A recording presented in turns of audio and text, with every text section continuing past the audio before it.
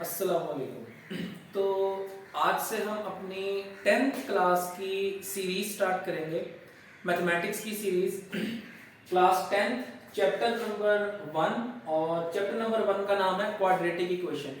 अब quadratic equation को पढ़ने से पहले, चैप्टर नंबर 1 क्वाड्रेटिक इक्वेशन को पढ़ने से पहले हमें ये पता होना चाहिए कि क्वाड्रेटिक इक्वेशन को आखिर क्वाड्रेटिक इक्वेशन कहते क्यों हैं, ठीक है। और इसकी जो थ्योरेटिकल पोर्शन है पहले हम उसको कवर करेंगे, और देन इसमें टोटल 4 एक्सरसाइजेज हैं, 1.1, 1.2, 1.3 और 1.4। 4 एक्सरसाइजेज को हम सीरीज में इसको कंप्लीट करेंगे एंड सो ऑन। इसको हम पूरी बुक को जो है इस वीडियो सीरीज में हम कवर करना शुरू करेंगे। तो सबसे पहले क्लास 10th का quadratic equation chapter number 1। Quadratic equation की बेसिक डेफिनेशन क्या है? An equation which contains the square of unknown quantity. ऐसी इक्वेशन कोई भी इक्वेशन जिसके अंदर अननोन क्वांटिटी को बोलते हैं वेरिएबल। वेरिएबल कोई भी हो सकता है, एक्स वेरिएबल हो सकता है, वाई वेरिएबल हो सकता है, जेड वेरिएबल हो सकता है, व्हाटएवर कोई भी वेरिएबल हो सकता है। मोस्टली हम इस चैप्टर के अंदर एक्स वेरिएबल को डील करेंगे। तो an equation which contains the square of unknown quantity, किसी भी वेरिएबल अननोन क्वांटिटी जिसको हम जानते नहीं, उसका अगर स्क्वायर हो, स्क्वायर मींस पावर 2, अगर उसका स्क्वायर कर दें बट नो हायर पावर, लेकिन उससे ज्यादा पावर ना हो। पावर 2 हो सकती है लेकिन उससे ज्यादा नहीं हो सकती, इट मींस उससे कम भी नहीं हो सकती। अगर पावर उसने कहा है 2 है, स्क्वायर है, तो बट नो हायर पावर, उससे ज्यादा नहीं हो सकती, उससे कम भी नहीं हो सकती, तो this equation will be called quadratic equation, और इसको हम सेकंड डिग्री इक्वेशन भी बोलते हैं। इक्वेशन ऑफ सेकंड डिग्री, जिसकी डिग्री या जिसकी पावर 2 है उसको सेकंड डिग्री इक्वेशन भी हम बोल सकते हैं। ये इसकी डेफिनेशन का ट्रांसलेशन और तर्जुमा। Standard form of quadratic equation क्या होती है? ax² + bx + c = 0 where a is not equal to 0। ये मेंशन करना लाजमी है, ये कंपलसरी है। उसकी रीजन मैं भी आपको बताता हूं। पहली चीज ax², इसमें पावर कितनी आ रही है? 2, इट मींस ये क्वाड्रेटिक इक्वेशन है। फिर इसमें पावर आ रही है वेरिएबल की 1, वेरिएबल x है, a b और c कांस्टेंट्स है। x वेरिएबल है, a b और c कांस्टेंट है, but a is not equal to 0। a जो है वो 0 नहीं हो सकता। क्यों नहीं हो सकता? अगर इफ a को हम 0 पुट कर दें, अगर a को 0 पुट कर दें तो इस इक्वेशन पे क्या फर्क पड़ेगा? देन इक्वेशन बिकम्स, a की जगह क्या पुट कर रहे हैं? 0, तो इस इक्वेशन में a की जगह लगा देंगे 0, 0 x², 0 multiply by x², then bx + c as it is equal to 0 as it is. 0 को किसी भी चीज से मल्टीप्लाई करें, like 0 multiply by 1 0, 0 multiply by 2 0, तो 0 मल्टीप्लाई बाय a भी क्या होगा? x² क्या होगा? 0, तो इट मींस 0 को x² से मल्टीप्लाई करेंगे 0। अब 0 किसी भी चीज में ऐड करें फर्क नहीं पड़ता, कि 0 + 1 1, 0 + 2 2, तो इट मींस 0 को ऐड करने से वापस आंसर क्या आ जाता है? 1। 0 को ऐड करने से इक्वेशन पे कोई फर्क नहीं पड़ता। तो 0 + bx + c को जब हम 0 को इसमें ऐड करेंगे तो इक्वेशन पे फर्क नहीं पड़ेगा, वापस आंसर क्या आ जाएगा? bx + c, और bx + c में पावर कितनी है? 1। हमने कहा था क्वाड्रेटिक इक्वेशन की पावर कितनी होती है? 2। अगर क्वाड्रेटिक इक्वेशन की पावर 2 होती है और यहाँ पे पावर 1 आ रही है, तो इट मींस ये क्वाड्रेटिक नहीं है, ये कन्वर्ट हो गई है लीनियर इक्वेशन के अंदर। और लीनियर इक्वेशन की डेफिनेशन ये क्लास 9th में थी, ये क्लास 10th है, क्लास 9th में लीनियर इक्वेशन की डेफिनेशन थी, an equation which contains power 1, जिसमें वेरिएबल की पावर क्या हो? 1 हो। तो इसमें वेरिएबल की पावर क्या आ रही है? 1। जिसमें वेरिएबल की पावर 1 हो वो लीनियर इक्वेशन होती है। इट मींस अगर हम यहां पर a की जगह 0 पुट कर दें, अगर इस a की जगह 0 पुट कर दें तो इक्वेशन हमारे पास क्या बन जाती है? Becomes linear equation. अगर इसी इक्वेशन में जैसे a की जगह 0 पुट किया है, अगर इसी इक्वेशन में b की जगह 0 पुट कर दें, मतलब इस जगह 0 पुट कर दें, तो इस इक्वेशन पे क्या फर्क पड़ेगा? ax² as it is, b की जगह आ जाएगा 0x + c = 0, again 0x the zero, zero को x से मल्टीप्लाई करेंगे जीरो। अब जीरो को c में या ax स्क्वायर में ऐड करें कोई फर्क नहीं पड़ता, तो जीरो को हम यहां से खत्म कर देंगे। इक्वेशन रहेगी ax square plus zero c is equal to zero. ये जो इक्वेशन हमारे पास बनी है plus c is equal to zero, इसमें सिर्फ पावर कितनी है 2, इसमें सिर्फ पावर 2 है।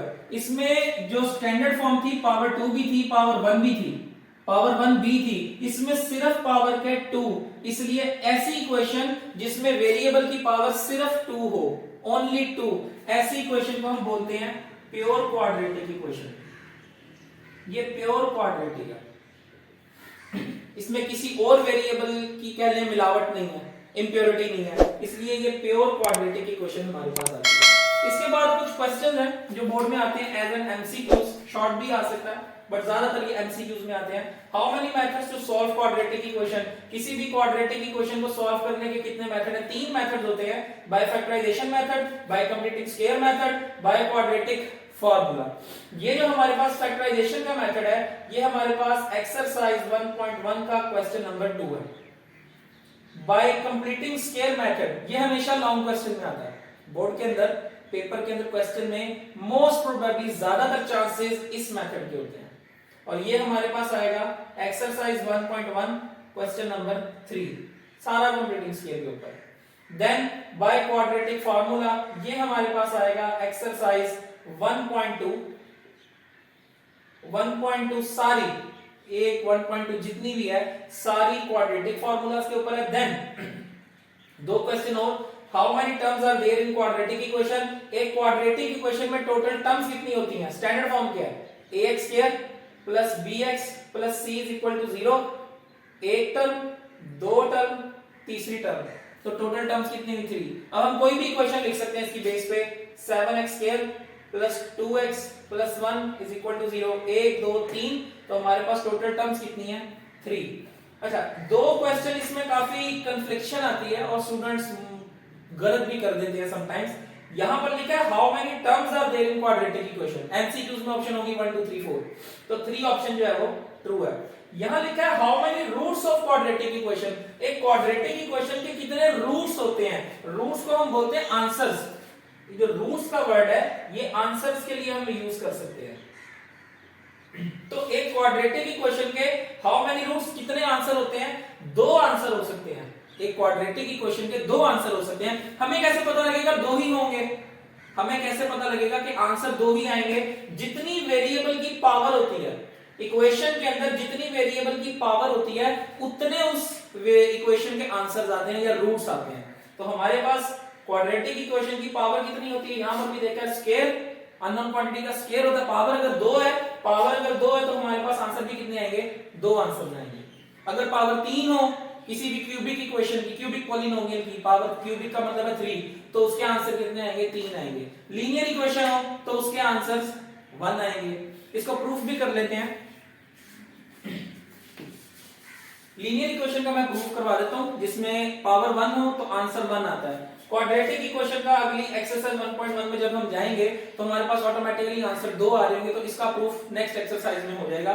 फॉर एग्जांपल, अगर मैं कहता हूं मेरे पास इक्वेशन है 7x + 1 = 0, एनी लीनियर इक्वेशन, इसकी पावर कितनी है? 1, आंसर भी कितने आएंगे? 1। कैसे? यहां पर आ जाएगा 7x, ये +1 इक्वेशन के इस तरफ जाके -1, ये +1 इक्वेशन के इधर जाएगा -1, 7 इधर मल्टीप्लाई हो रहा है, जो चीज यहां मल्टीप्लाई हो रही है इधर जाके डिवाइड, तो x = -1/7, ये इसका x = एक आंसर आ गया। इट मींस पावर 1 हो तो आंसर 1 आता है, पावर 2 हो तो क्वाड्रेटिक इक्वेशन के आंसर 2 आते हैं, पावर 3 हो क्यूबिक पॉलिनोमियल तो आंसर 3 आते हैं। तो ये क्वाड्रेटिक इक्वेशन की चैप्टर नंबर 1 की थोड़ी सी थ्योरेटिकल पोर्शन था। तो चैप्टर शुरू करने से पहले बेसिकली हमें उसके कॉन्सेप्ट्स का पता होना चाहिए सारे। फर्दर इसके अंदर नेक्स्ट एक्सरसाइज हम 1.1 स्टार्ट करेंगे, उसमें क्वेश्चन नंबर 1 को जो है इन डेप्थ डिटेल में देखेंगे। उसके अंदर ये कॉन्सेप्ट्स यूज होंगे, standard form and pure quadratic equation, ये वाले कॉन्सेप्ट उसमें यूज होंगे। तो इस वीडियो के लिए फिलहाल इतना ही, और नेक्स्ट वीडियो हमारी 1.1 की होगी, उसमें हम क्वेश्चन नंबर 1, उसके बाद वाली वीडियो में क्वेश्चन नंबर 2, उसके बाद वीडियो में question number 3 and so on. ये हम सीरीज जो है इसको पूरा लेकर चलेंगे side by side, so hope so आपको इसकी समझ आई हो, और अगर आप स्क्रीनशॉट लेना चाहते हो तो आप इसका स्क्रीनशॉट ले सकते हैं। तो मिलते हैं अगली वीडियो में, तब तक के लिए अपना ख्याल रखें और हमारे चैनल को सब्सक्राइब करें, लाइक करें और अपने दोस्तों के साथ इसको ज़्यादा से ज़्यादा शेयर करें ताकि उनको भी बेनिफिट हो सके। तो थैंक यू सो मच, अल्लाह हाफिज़।